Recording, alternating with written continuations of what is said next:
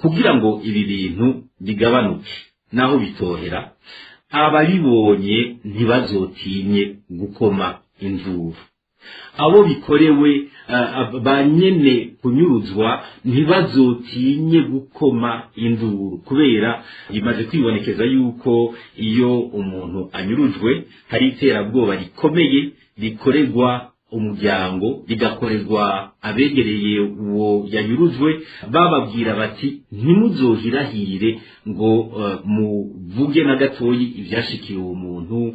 Ariko rero ikibonekeje nuko iyo umuryango uhoze, nuko iyo abegereye umuntu yanyurujwe bahoze, ntibifasha na gatoyi, ahubwo uwo muntu ntaboneka kandi ntibibuza abo babutwaye yuko bamukorera iki bamukoreye.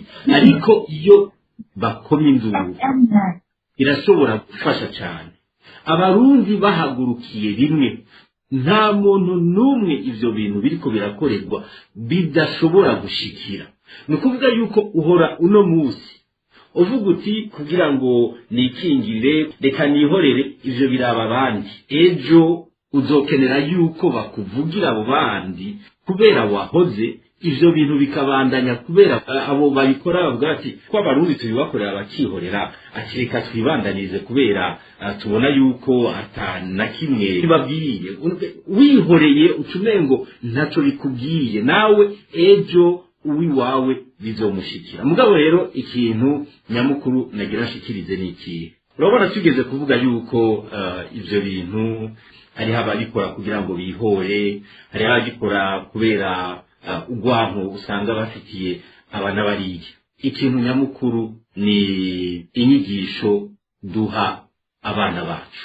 Sinibaza yuko abo bantu bariko barakora amabi boba barigishijwe n'abavyeyi babo yuko ata muntu akwiye gukorerwa ikibi nk'ico bariko barakora. Umuntu mutegereza kumwubahiriza uko ameze kose, ntawe ukwiye kwicwa, ntawe ukwiye kunyuruzwa, ntawe ukwiye kugirirwa inabi bivuye kuri iki niki.